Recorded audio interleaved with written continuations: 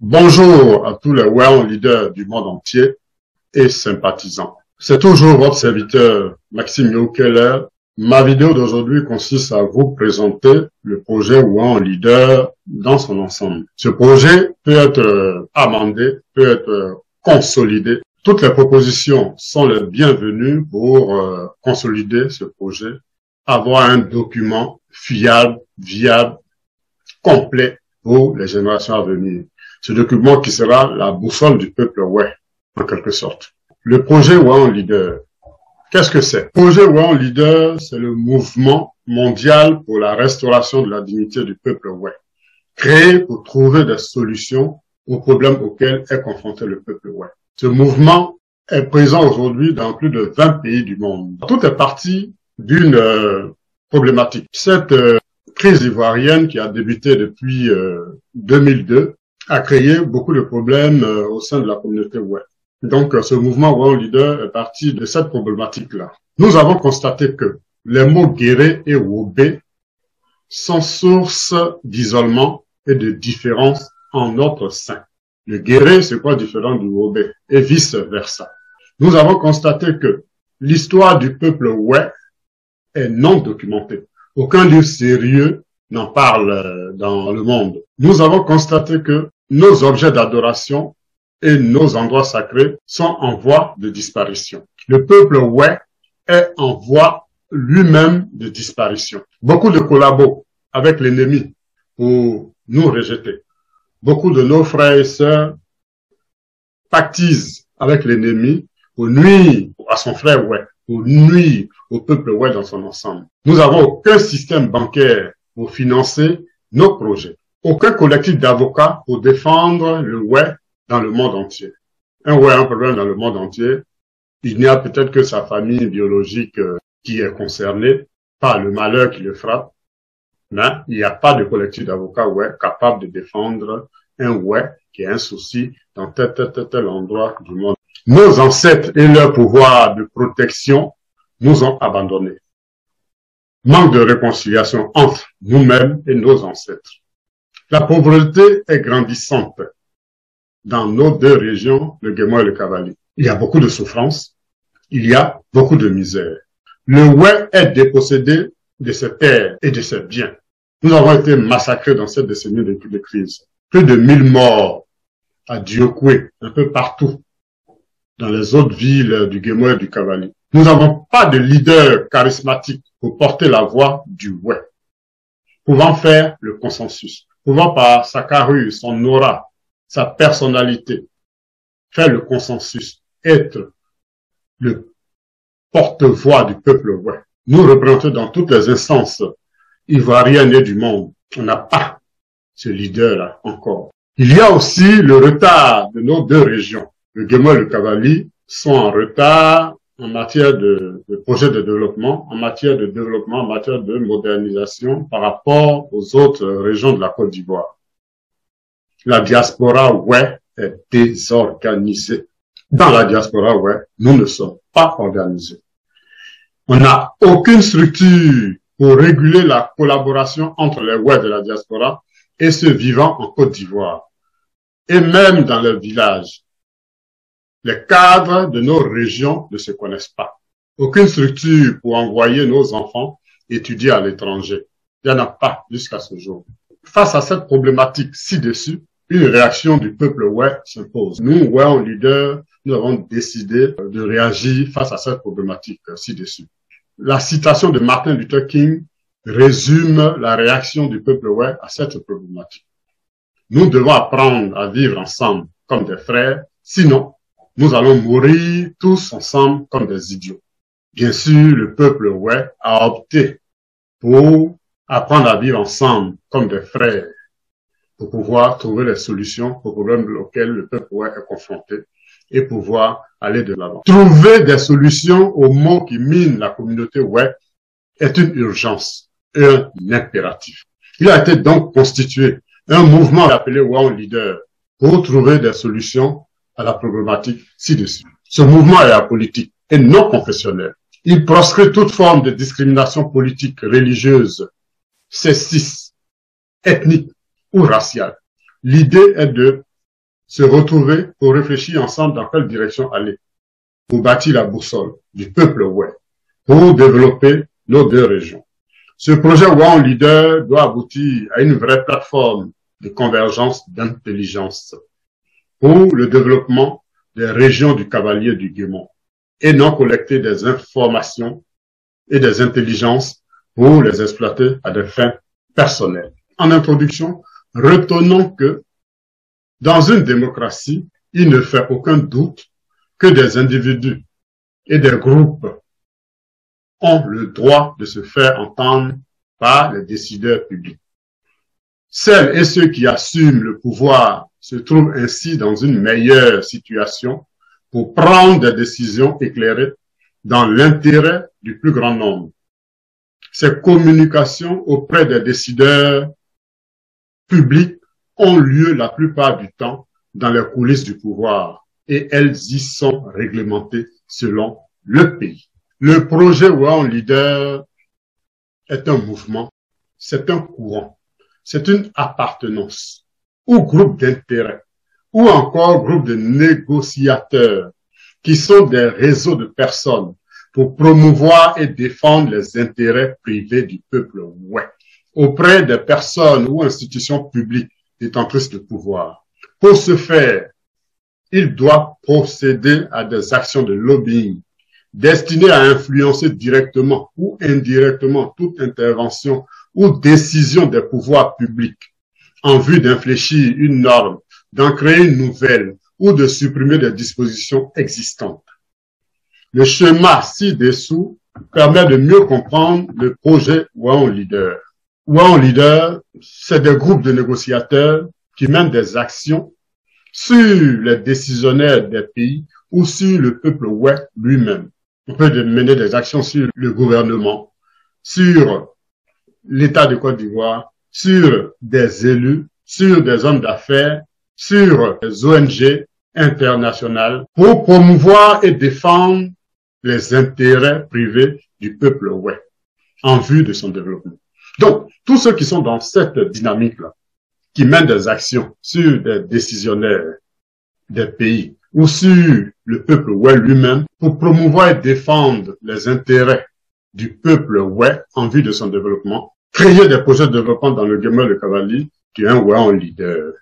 Les différentes formes que peut prendre le projet WOW Leader. WOW Leader peut prendre une forme professionnelle. WOW Leader peut prendre la forme d'acteurs économiques tels que les groupes industriels ou financiers, les entreprises multinationales ou organisées en filière, les organisations professionnelles, les syndicats, les fédérations, etc., etc. WOW Leader peut prendre la forme d'organisations non gouvernementales et d'associations quand celles-ci s'organisent pour démarcher régulièrement les tenants du pouvoir ou les élus ou quand celles-ci favorisent des projets de développement dans le Guémont et le Cavalier. WOW Leader peut être aussi des collectivités locales. WOW Leader peut s'organiser également et recourir à des cabinets pour faire valoir leur point de vue et intérêt auprès d'autres autorités politiques, élus et institutions, par exemple des conseils régionaux auprès des parlements, des pays auprès de l'ONU ou du Fonds monétaire international. Les outils d'influence pouvant être utilisés par le projet WOW Leader. WOW Leader peut utiliser des outils d'influence tels que des clubs de réflexion et d'influence, des cabinets de conseil, d'avocats, d'associations et des fondations, etc., etc. Les points d'application du projet WOW Leader. L'emploi du projet WOW Leader, notamment par les professionnels, est particulièrement constaté dans les cas suivants. On peut se constituer en coalition. Elle est essentielle pour le projet. Les groupes d'intérêt de petite taille se réunissant autour d'un même secteur d'activité peuvent ainsi intervenir efficacement auprès des populations ou des pouvoirs publics. Ceux-ci sont effectivement enclins à consulter ou écouter le groupe réputé être le plus représentatif d'un secteur d'activité. Nous pouvons aussi maîtriser la communication. Le projet One Leader peut intervenir comme entité de communication pour servir à améliorer ou défendre l'image d'un groupe de représentation d'intérêt. Les différents moyens de négociation pour le projet One Leader, les moyens dont dispose One Leader. Dans nos précédentes vidéos, nous avons expliqué la nécessité pour un WEC d'avoir sa pièce nationale d'identité au plus tard en 2025.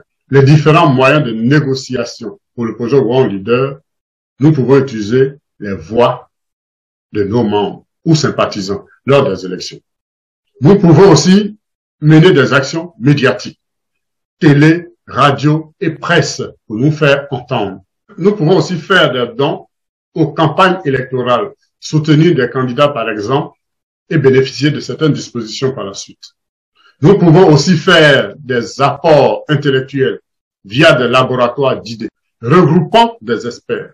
L'activité principale est généralement de produire des études et d'élaborer des propositions.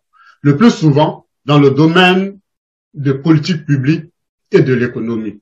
Ce qui, en fait, aujourd'hui, peut agir le projet One Leader. Le projet One Leader peut agir notamment sur des élus provinciaux ou municipaux, sur les WEC eux-mêmes, sur des fonctionnaires du gouvernement et des municipalités, sur des personnes nommées dans certains organismes ou entreprises du gouvernement, établissements publics et des membres du personnel de ces organismes. One Leader peut agir sur des personnes nommées dans certains organismes à but non lucratif et des membres du personnel de ces organismes. Les enjeux stratégiques du projet One Leader. L'organisation des institutions dans nos pays africains est très nettement tournée vers la consultation de la société civile et des groupes d'intérêt sur des projets tout à fait stratégiques qui déterminent l'avenir de chaque citoyen et qui correspondent aux enjeux contemporains.